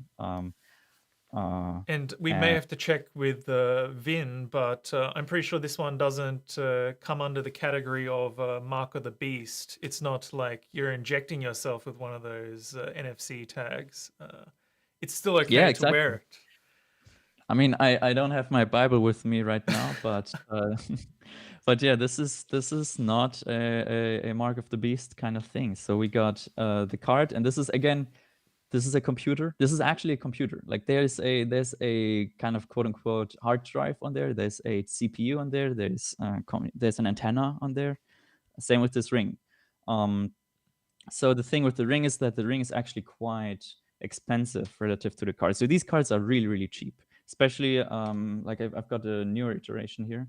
These ones, they are very, very cheap to produce. So we could mass produce them and hand them out for free if we wanted to. With the ring, not so much, but that's fine. So we can see how there's going to be two strategies there. And if you hand it out for free, then how does a person like view their wallet and top up the balance and stuff? Does it like connect to their phone through NFC, and then they can load the wallet associated with those keys or something like that? Yes, exactly. If you want, I can try. Well, I have but the demo is set up differently. So there is a wallet app, and the way it works, it's just a normal wallet, like like Badger, like Bitcoin.com. You create your wallet and everything, and then you can go to receive or something. But you can also go to manage devices. So you click on manage devices, and then it shows you all the devices that are connected. And the first device obviously is going to be the phone itself, right? Like the phone you just set up for the wallet. That's the first device. If you then want to add a device, you click on add device, and then you tap your own phone with the ring. Right? If your phone has NFC, then that's going to be possible. If it doesn't, then you probably have to go to like a store where they have a point of sales terminal where you can like connect the two to like establish a connection. But you get the ring, you tap it with the NFC phone. The ring will say, hey, I'm this this is my public key. Your public key will get added to your be.cash UTXO. Like, I have it's a little weird to explain this because it's like crypto magic, but basically your quote unquote account, I would say, like it's not legally an account, but it's like you have something on the blockchain that looks like an account. Your ring gets added into that UTXO. And then whenever you pay with the ring, like, and then your ring is enabled. You can go ahead, you can spend. You have to load it, of course, every now and then, but you can spend it on an bcash enabled terminal that speaks this protocol, and you can use it right away. So very, very easy UX, very permissionless. Like I could publish the protocol. Like at some point, I published the protocol, and then you can build like your own wallet to access the ring, and and that's what I'm going for. So one question that I had before we move on to the next subject is that in the event that, say, the ring or the card is lost or stolen, is there a way for the owner of these funds associated there to like deactivate that ring or that card and ensure that no funds are being spent from it anymore? Yes. So you can go to manage device. So this is already implemented. You can go to manage devices and just remove the device there, right? It's like you and just... so where are these private keys actually stored at the end of the day? If it's not on the ring, where is it? Well, it's so the way it works is that this is basically a multi-sig wallet, right? Okay. Like 1 out of n multi-sig. So of course, if someone steals your ring and you don't see it in time, then they're going to be able to use it, right? Obviously, like because you want to be able to use it, therefore the ring will be able to. Someone who steals the ring will be able to use it. But if you do catch it in time, so the way it works, the ring has a private key. So there's a private key that's generated on the ring. So the ring has some kind of entropy function. Like if you wanted to, you can actually send it. You can send it your own key pair, so you don't have to rely on the hardware. But that's a very convenient thing to do. The phone has a separate public private key pair, and both of those those two public keys, and you can actually add more. I think right now the limit is 8 or 16 of the number of public keys you can have in there. You can put those into your UTXO, and each of them can basically like spend the coins or manage the devices, right? And I think you can restrict some devices from changing the owners, but that might be a little unnecessary. But at the end of the day, if you have the ring, then you could always extract the balance there, because that's the point of the ring. So yeah, what will happen? Because then you could be like, hey, can't you run around with NFC scanners and like beep on on people's pockets? What you can do there is that you on your phone, you basically have the full balance, right? Like you have it in some like normal pay to public keys, like it's just a normal wallet, right? That isn't NFC enabled. But then on like your hot balance on the ring, which is also accessible by the phone, so it can be quite transparent. Like the user experience is very convenient. But okay, this is like my allowance for the ring. Right? Let's say I just want to spend $200 this night, so I just put an allowance of $200. I would say that's probably how many people already treat many of the crypto wallets if they're spending crypto regularly. So yeah. Exactly. And this is also how my bank account works. So right now there's a daily limit on my bank account. I can easily change it, but that's a limit I have. And I mean it prevents some kind of attacks, and the same can be done for the ring. And then at the end of the day, like there's only so much we can do. Like if I give you $100 of cash and then you lose the $100, like at some point, like hey, like like you lost the cash. Of course, like this, we are gonna do as much as possible to prevent people from like stealing money from the ring or the card. But yeah, it's gonna be, and that's the kind of thing you get. Like if you use these technologies, that's the non-custodiality. Like if things are non-custodial, you are you're the custodian, right? Like the money is in your pocket, it's in your hand. We can expect at least a little tiny bit of responsibility on the end of the user, at least to keep some keys alive. I mean, that's advantage of, like, if you lose your phone completely and you didn't back up your seed phrase, but you still have a card or a ring that's connected to it, you can completely recover all of the funds. All right, so just mentioning the guys here in the chat, I'm reading your messages, and many people are saying, a few people there are saying that, is this only an eCash thing? Is that correct? Or are you planning to support multiple coins? We will support multiple coins. I'm not sure where we will roll out initially. So it might be eCash, it might be Lotus. Yeah, so it will be on Bitcoin Cash at some point, but you know, people didn't like it when I posted it on RBTC, so it probably there's not too much interest there. So yeah, so it probably will be on eCash long before it's going to be on Bitcoin Cash. Yeah. All right. Well, that kind of leads us to the next subject here, and you are also heavily involved with the organization of a electronic cash conference in Prague, and so that's coming up in like 2 weeks, basically. Yeah, exactly. Tell us about this event. Is it solely you who's been organizing this as well, or is it like a team of people? What's going on there? Yeah, we got a team. We got a team. Like, you know, some people have been asking who's behind this Twitter account of Electronic Cash Conference. Yeah, so like it can't just all be me. Obviously, it's like this doesn't sound like Tobias. Yeah. No, like obviously it's a team. We got some people helping organize the conference part. It's mostly like people who like crypto, but who aren't heavily involved in that, which I think makes total sense, right? Like you need to get people who are interested in the tech, but like who are experts or good at like organizing these kinds of things, I guess. Yeah. So the way it's gonna be structured is that there's gonna be an offline event. But we, like, for example, Vinamani Supran, I already knew that he wouldn't be able to come to Prague. I mean, it's literally the other side of the globe, and flights are expensive and everything. Like, it just wouldn't make sense. So we very early on were like, okay, there's going to be an online part, at least to some extent, or like we have online speakers. But now we expanded that to be very that there's going to be a big online part. So I posted a video a bit ago how it's going to look like.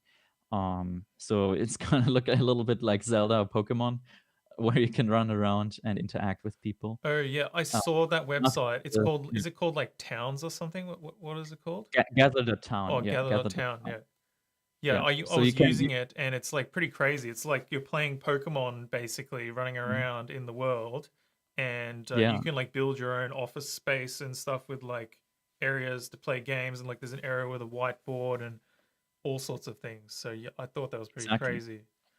And we built we kind of reconstructed the venue of the place, more or less in that world, so you can run around, you can talk to people. This might be like the future of conferences if we're not allowed to go anywhere. Yeah, exactly. So I mean, this is kind of the metaverse kind of ideas. I mean, it sounds a little scary, but in this case it really solves a big problem we have. Yeah, exactly. I still think so I think what will happen over time is that we'll continue to have these kind of conferences still in person, but that there's going to be an online component to that. I think that might make sense, because I really like offline interactions way more. Like the bandwidth is so much higher. It's so much more interesting. It's so much more fun. So much faster. So much more efficient, and much more personal than over the internet. Like there's this big gap, this big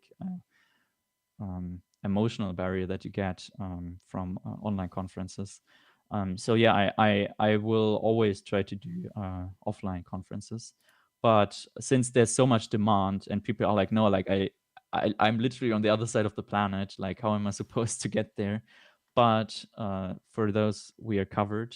you can go to the online site of the conference. Yeah, I totally agree with what you said about that. And like, unfortunately, given what's been happening the last few years, I haven't really had a chance to go anywhere recently.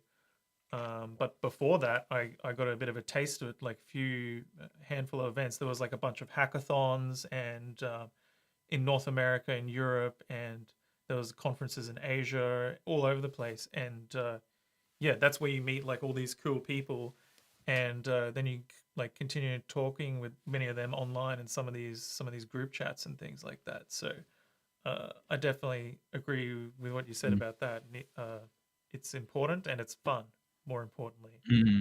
Yes, it's fun. So yeah, that's a guarantee I have. So like whatever happens at the conference, like maybe it's gonna get complicated, maybe it's gonna get stressful, but it's definitely gonna be, at least for me, but it's definitely gonna be fun. And that's I think one thing that we really need to optimize.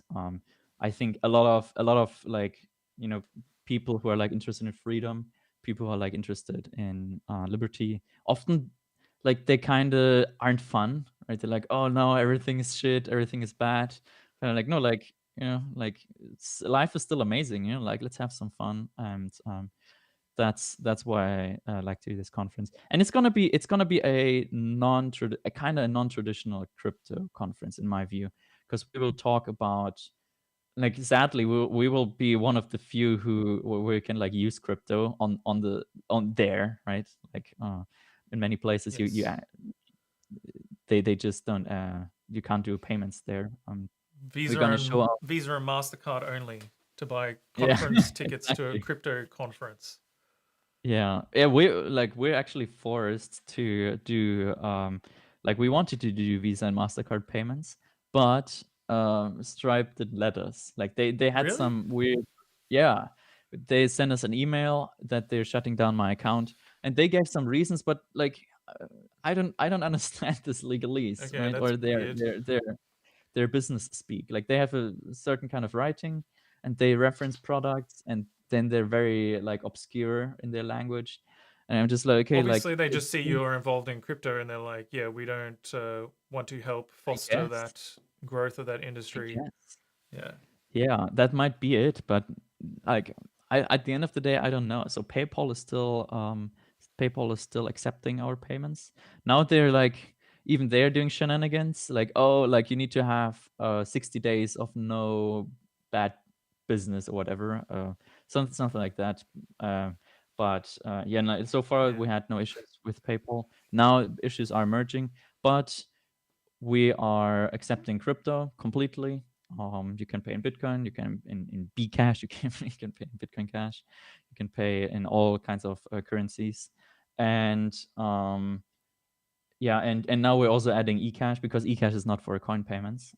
So yeah, spoiler, there might be eCash acceptance for the conference soon, and you actually get a discount for paying in crypto because it is less risky for us than PayPal. So this is the crazy thing, that so it is not just a technicality at this point, that like, oh, crypto is so cool, like if you want to try it, it's like, no, like actually it is good for our business if you pay in crypto, because we don't have to jump through these hoops, right? Like we can just like off-ramping crypto is much easier than trying to argue with PayPal about your account. And you can just start accepting it like immediately today. And that we did the same thing with our conference that we did a few years ago, where I actually got the crypto payments going first, and then we did the Stripe thing later. Didn't have any problems, thankfully. But yeah, certainly with guys like PayPal and stuff, and just personally, I've had a number of issues with these third parties. And with PayPal, they really pissed me off last time, because they just one day they're just like, oh, we're freezing your account. I didn't have any money in there, luckily. We are freezing because we saw you were doing some questionable activities, and you need to contact us in order to unlock the account. And I was like, what? And I was like, screw you guys. And like, basically, I don't want to contact them and waste my time trying to reactivate this thing, because I got no money in there anyway. And and yeah, they keep spamming me emails like months later occasionally, and they say, oh, contact us to to reactivate your account. Like, I don't want to reactivate my account. I'm responding. I'm like, stop emailing me, like add to spam list and stuff like that, because I don't want anything to do with. So it's weird. They like kick me off. At the same time, they're like begging me to come back, but I have to jump through some hoops first. It's just ridiculous. Yeah. And yeah, you don't have to deal with this with crypto. You just start accepting it on when you feel like it on your terms. And I can't really blame them too much. I mean, like this, PayPal wants to strike this very, very difficult balance between very good user experience but also compliance. So it is very like PayPal, accepting PayPal if they don't flag you is incredibly convenient. Paying with PayPal if they don't flag you, incredibly convenient. So very good job of them on that front. However, there's still money laundering laws, all of these regulations that they all have to comply with. And then what they have to end up doing is they have to be kind of like hit or miss on the on like banning or like restricting people on like asking for more access, because like if you have very convenient if you have a very good user experience, then like it's going to be easier for like illicit activity, as they would call it, and actual illicit activity to sneak in. So they have to be like, oh, like I don't know, like you look shady, please give us more data, like we don't know. And I don't really blame them for that. I mean, of course, I would like it if it wasn't the case.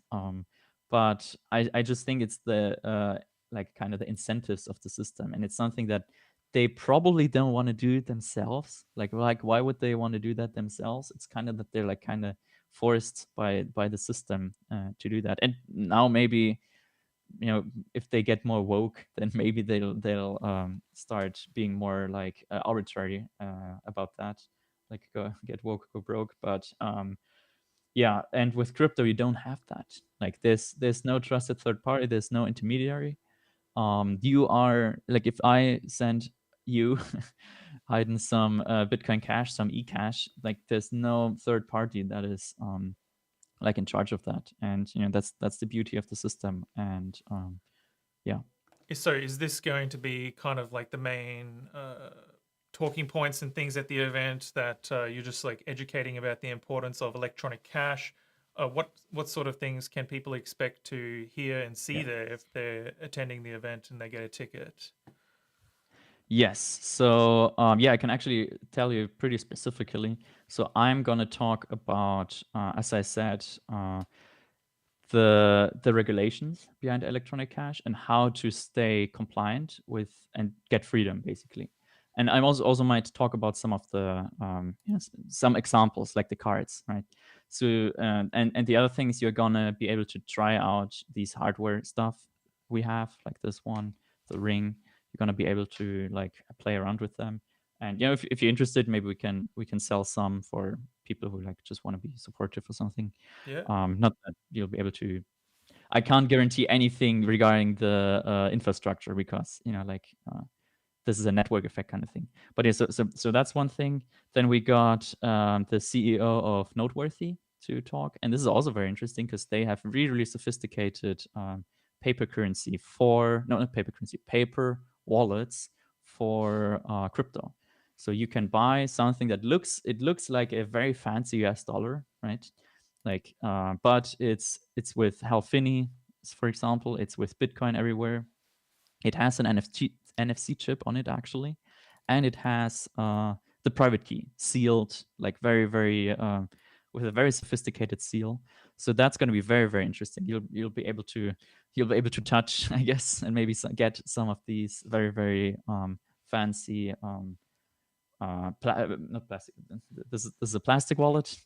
He got the paper wallet, which can then actually be used as cash in commerce. So once they actually ban cash completely, this is going to be the easiest, by far the easiest way to accept and pay in crypto. You just have a paper wallet that like looks legit, I guess, like through the like that's how cash works, right? Like you just stamp stuff all over the place so that it works, it looks legit. And the people who are making these paper notes are actually the same people who are making the US paper notes, right? So these are people who know their craft because they do the craft.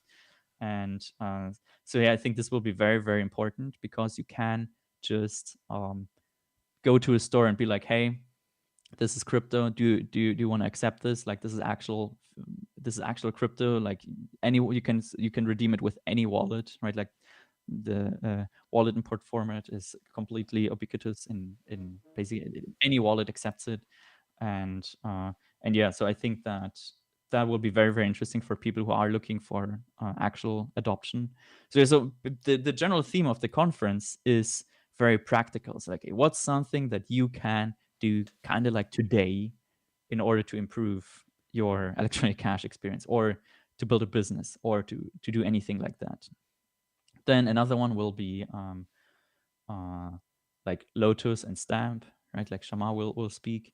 Also, so Stamp is the peer-to-peer end-to-end encrypted messenger, originally launched on Bitcoin Cash.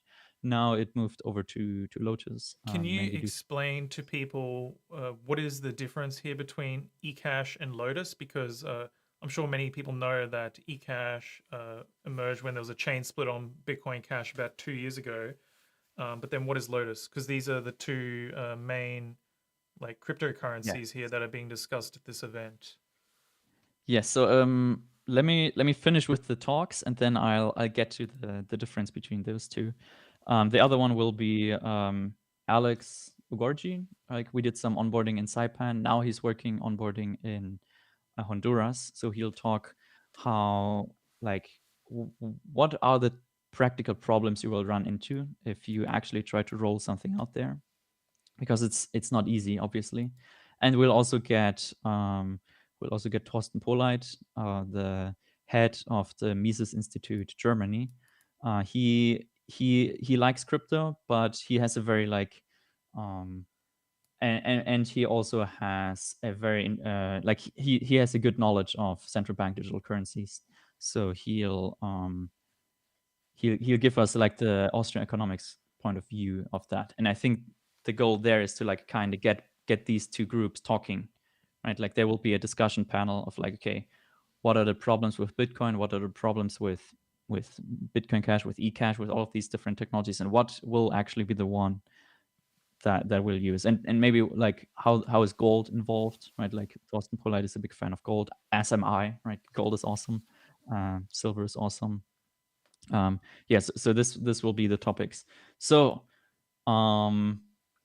any questions on that, or should I do the difference? Okay, well, we'll ask the chat to put through any questions they might have, and in the meantime, you can explain the difference.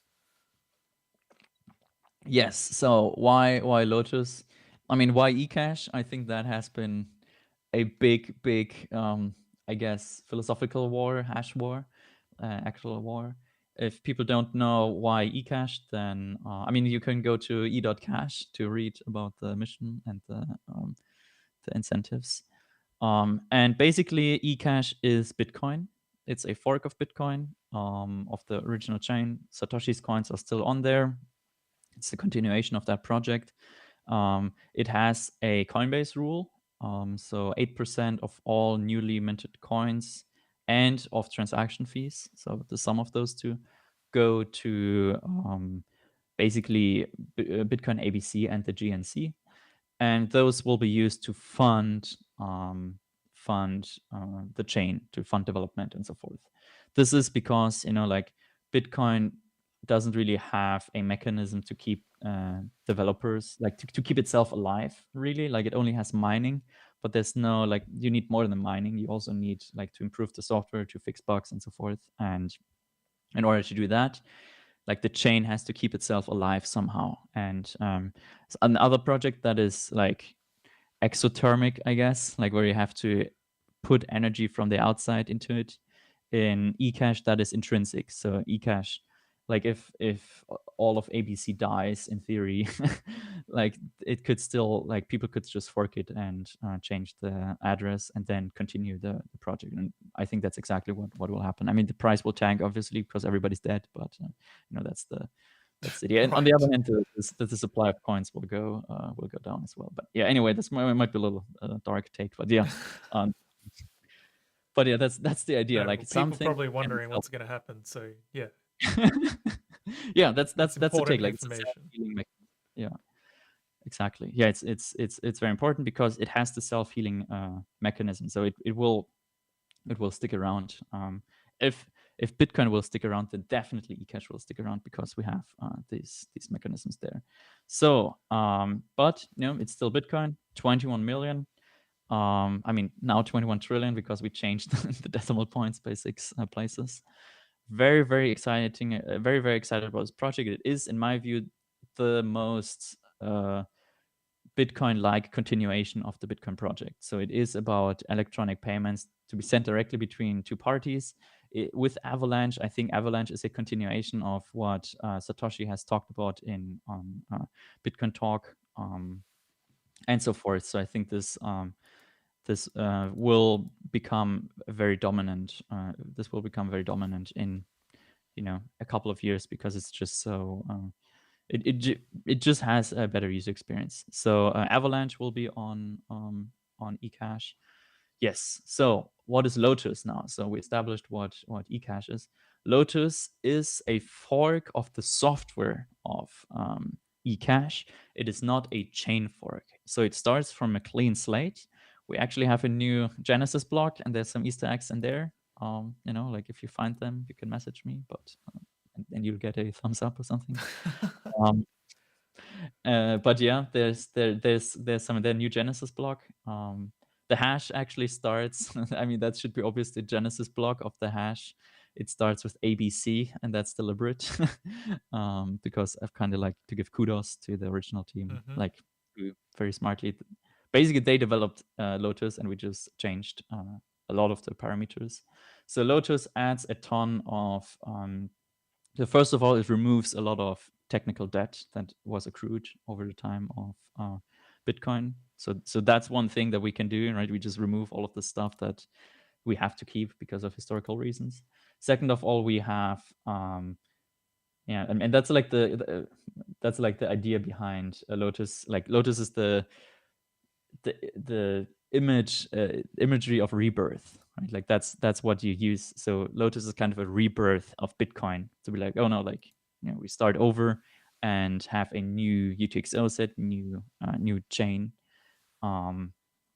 So and I think but the most important thing we have is the new emission schedule. So Bitcoin has the halving every 4 years. eCash has the halving every 4 years. Bitcoin Cash has the halving every 4 years. All exactly the same mechanism.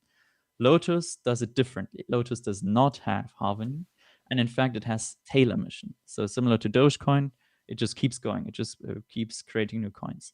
However, so you could be like, hey, why would I use something that just inflates in value? However, there's also a mechanism to get the coins out of the system. So it is actually that 50% of all transaction fees, like if you send a transaction and you pay a transaction fee, 50% of those are burned, like they're removed from the money supply, and will never be there again. I mean, unless new Lotuses are created. So it creates like this loop of this constant creating and destroying of Lotus, which again I guess ties into this rebirth mechanism of Lotus. So it's kind of like ironic, or like not ironic, but kind of beautiful how the whole imagery, how the symbolism and the technical side fit together. So it is not as inflationary as you might think. Also, we have a built-in stability mechanism. I think this is where Lotus gets really, really unique. So there's another project that has a built-in, a mineable coin that has a built-in stability mechanism, I would say. Aragon by Karol Czeszkowski. I think I missed one ch in there or something, but that's the guy working on Aragon, and it basically is a coin where it always takes the same amount of hashes to create one coin. So if you mine a block and it takes a certain amount of hashes to create, you will basically get as many hashes it took you to create that block. So basically what that means, the downside there, of course, is that this is actually pretty inflationary because of technological improvement, right? They do dampen that. Like it gets dampened some way through something similar like halvening. But on Lotus, what we do instead is, instead of doing that one to one, so one hash equals one coin kind of thing, we do one, or like the number of coins equals the logarithm of the number of hashes. So this might get a little bit too technical, but basically what it means is, whenever the hash rate doubles of the system, so basically when there's twice as many people mining, you get 130 new coins per block that get released into the system. Yeah, so that's basically the idea behind that. And what that gives us is, it gives us a soft stability. So if like the demand really shoots up, like we get way more demand of Lotus, then of course the price goes up. But also that creates some problems if it's too volatile, right? Like if the coin goes up like 300% over a short period of time, then it's hard to use that in commerce, especially if your liabilities are measured in Lotus, right? Then it gets really tricky. So what happens is that more coins are emitted into the system, and more importantly, if the price crashes, if it goes down, then less coins are emitted into the system. So you get this dampening effect on the whole system. Will it be as stable as a stable coin? I mean, you can't really have a stable coin. Even the US dollar is unstable to some extent, as we see. But we hope that it will be sufficiently stable to enable commerce. And we actually see that empirically, that even though we have very, very low volume, very, very low liquidity, like we're only on one exchange, it's a very tiny exchange, there's not a lot of trade going on, but still the price, at least from the last few months, has been very, very stable, even though the community has been active and so forth. I mean, we did have some market corrections here and there to like figure out what is actually the market price of this, because there's going to be a market price that's like the reflection of a closer reflection of reality. But yeah, that's the idea, and it's been working very well. Like, we had some technical hiccups here and there, but that's to be expected from a project. And Stamp will be one of the first applications on Lotus. So for people that don't know, what is your involvement with these two projects? I know you're doing development for eCash, but it sounds like you're doing it for Lotus as well. So what have you been contributing to these projects from a development standpoint? So for eCash, I've built the Explorer, Explorer.be.cash, also now sponsored by the GNC. Development there is continuing. And now I'm basically employed by Bitcoin ABC to build Chronic, which is an indexer that is built directly into the Bitcoin node software. So this really makes running an indexer super, super simple. And I've already released an experimental version, which apparently isn't so experimental because there's never been any issues. But I still have to backport all the changes into Bitcoin ABC to have like proper code review and everything, as they like. That's why things are taking so long on Bitcoin ABC. They take proper measure. They try to be careful. So I'm building Chronic, the indexer. It's now being used by CashTap, like the wallet. So I'm very excited that they're actually using the tech everywhere. And so yeah, Is this something that's been built from the ground up by you, or is some other coin implemented this and you're just like making a version of that on eCash? Well, no, it's been completely built up from the ground by me completely. I built it in mind such that we can use it both in Lotus and eCash. But now, since eCash is building it directly into the node, that obviously makes it even easier. It's a indexer, so you can. I'm not sure if people know what that means, but basically, if you run a node on Bitcoin, it stores all the transactions just in basically chronological order, right? Like you have a block, and then you have another block, and there's just all the transactions in there. You can add a transaction index in the current software, but then you only really can look up from transaction ID to actual transaction. So that's not super, like that doesn't fill all use cases, especially wallet use cases. So what you need is you need to be able to look up from a address to transactions. And that's what Chronic does. It indexes all transactions by address, also indexes by transaction ID and so forth. And it also indexes all the coins you have on a certain address. And it also gives you a WebSocket, right? So you can like connect to the thing, and it gives you notifications like, hey, new transaction. So this can get really snappy, really nice user experience there. And I think this is why CashTab is now really nice to use in my view. And very, very universal interface. I built that from ground in Rust. And, I was kind of surprised how it wasn't technically too challenging, because Rust was kind of guiding me. But yeah, I don't want to go too much into Rust evangelism, but yeah. Fair enough. And so the other major development in eCash these days, if I'm correct, is the implementation of Avalanche.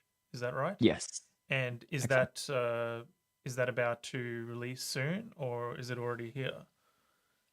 Yeah, it's just going to be 18 months. No, apparently it's already here, but they're like incubating it. So I can see, like, I'm connected to reviews.bitcoinabc.org, and anybody can make an account there. If you want to contribute code to eCash, you can just go ahead and start submitting patches. But I constantly see new Avalanche updates. So there's always like square bracket, Avalanche, closing bracket, and so I can see, okay, they're adding stuff. So it seems I'm not like too deeply involved in Avalanche. Also, like I kind of don't want to. I'm already busy, so it's good that they're handling that completely. But from what I've heard is that they're doing experiments, a lot of experiments with Avalanche, kind of like in their environment with people, like making sure it works, and maybe also testing some attack scenarios, and then they're fixing those. So it seems like Avalanche is partially live, but it's not fully like rolled out the way we would want it to. One thing on that is people are very frustrated that it's taking forever, and like it should have been done, I think, over a year ago already. And I would really prefer if it was done already a year ago. However, there's a point to be like, no, like let's make this properly. Let's not rush this, and like, because it's a much harder problem to fix if it breaks than to fix before it breaks, and then just take a little bit more time and make it properly. So I prefer that, of course. In an ideal world, I would want it ready already. Yeah. Okay, well, at least like they're getting there in the end, right? So hopefully this can bring some great benefits to the people who use that chain. Oh, it's for going to be a payments and game everything changer, like I that. think. Yeah. Yeah, and because Well, like no other unfortunately, Bitcoin implementation has implemented this. It's yes, it's totally going to be new the for only Bitcoin.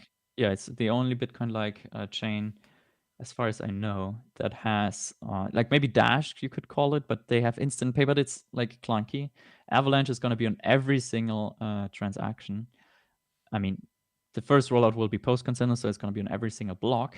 But then what that allows, like the first rollout will allow to have one confirmation deposits for exchanges. So you'll go to an exchange and it only requires one confirmation, because Avalanche will make sure that there's not going to be a reorg. Later, there's going to be pre-consensus, and I'm particularly excited about that, because it allows way more than people think. Like, it also allows a lot of what you would call DeFi, or like decentralized stuff, because a lot of these protocols that are really working on Bitcoin rely on confirmations. But once you have Avalanche, you don't have to rely on that anymore. You can do trades back and forth very, very fast, and it's very, very good user experience. So I'm very excited about that, actually. And but also, I think the immediate benefit is going to be that a lot of exchanges will start accepting zeroconf avalanched transactions onto exchanges, so you can like just so it's going to be much more of a medium of exchange. Yeah, that's a really That's good user experience. And one thing that has triggered me with Bitcoin Cash is that after many like these chain splits and things, some of the exchanges have implemented like, oh, you need to wait 30 confirmations before you can use your BCH, and it's just ridiculous. And they never took that sort of thing away. And so I've always had to go looking for a place like Sideshift.ai, for example, that accepts the deposit after one confirmation. Otherwise, it's just a terrible user experience. And who knows, they might be doing that to, try and keep it down and like not used as a preferred cryptocurrency. But when at a technical level you've implemented something that is making these quick confirmations like very secure, then they have no excuse anymore. And I think it would prove then what their true motivations might be if they're still putting these restrictions, these additional restrictions on a crypto asset. Yeah, it's getting a little political there for sure. Yeah, I think Bitcoin Cash has been demonized quite a bit by the space. It could have been different in my view, but that's the reality. eCash, of course, has way more confirmations, but that's kind of warranted because eCash has been attacked with 51% attack. There has been money lost. Actual coins have been reorged and everything.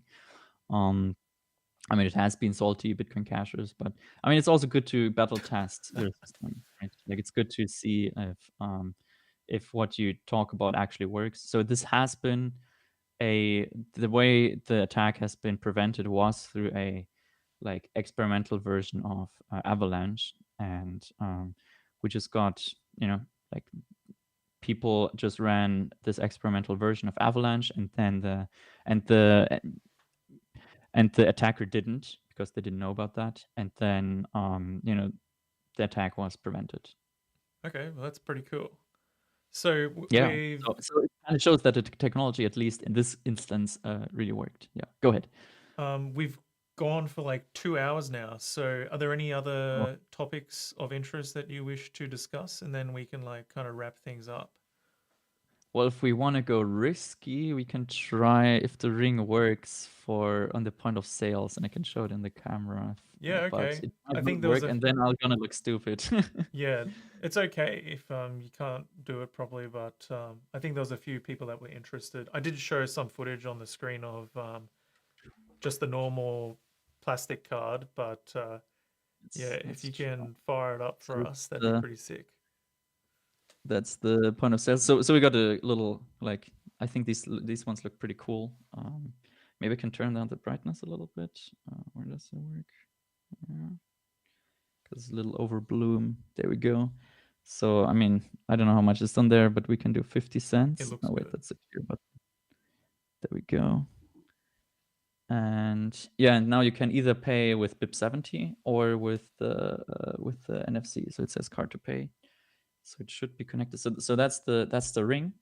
I mean, I this is way too big for me. So this size, whatever. And I'm very skinny, so this is gonna be here. And if I do this correctly, there we go. That's it. Whoa. So you can see this is incredibly fast. Yeah, that's I think that's even quicker than the Bitcoin Cash register, which I have a bit of experience with. That was literally as instant as you can get. Yeah. I'm right now I was actually a little bit surprised myself how fast it was. I mean, we can do it as again. You said, it's only experimental, right, at this stage, but it but seems to be this working is pretty well. This is on eCash now. So this was an eCash transaction. We can look at the blockchain if we wanted to. I can try that again. There we go. Okay, seems to be reliable. And yes. And what did I want to say? That's so this is doing zero confirmation transactions right now. Zero con. Yeah.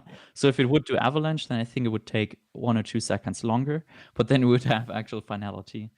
And also in theory, it could be like, oh, I received the signature. It seems that I was successfully broadcasting the thing. Let me do the check mark.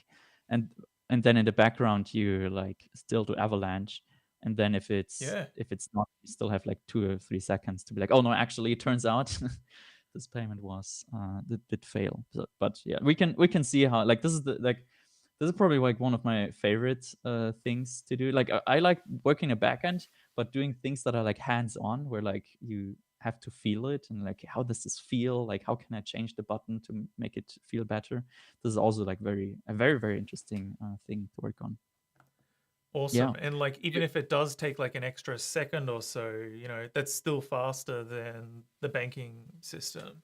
Like sometimes I go there and it's like you scan and like beeps, so it's read it, but then you're sitting there like 5 seconds or 10 seconds sometimes. Not some days, because their system is like not working or whatever. But like with a blockchain, you know, that never goes down, so you don't have to worry. It never goes down, and it's faster. If you don't mess with it. Yeah, especially with eCash and Avalanche, I think that will be, especially for the in-person use case. So you might like for what Ethereum wants to do. Like I think their confirmation times are fine, but for in-person payments, that's too slow in my view. But yeah, I'm very excited. I'm very excited that there's now interest in that. I think it's exceptional technology that kind of goes unnoticed in my view. Like this NFC technology is really, really exciting. It could really get things more mainstream in like areas and so forth. And if you guys want to try this out yourself, and you're in Europe, and if you're not in Europe, maybe there's still flights. It's 2022.be.cash. I think there should be promo codes. I don't know a promo code on the top of my hand, but that's on the top of my head. But if you guys want to see some there, if you follow the Twitter handle at eCash Conference, so eCash Conference altogether, obviously, because that's Twitter. You can, like, there's going to be many opportunities to get discount codes. So shout outs to that. And yeah, also if you want to read, like, I've got a white paper on these cards, how they work technically. You can go to be.cash, like on the card, like it literally says it right there, be.cash there. You can sign up to the newsletter. Yeah, I would be really excited to showcase this stuff, to have these people interact with each other, like go to a bar later and have like really, really interesting conversations about all sorts of things. Like when and shout out to you for doing the Bitcoin Cash City conference. Like there, I understood that Amri Seche was actually kind of a fun guy.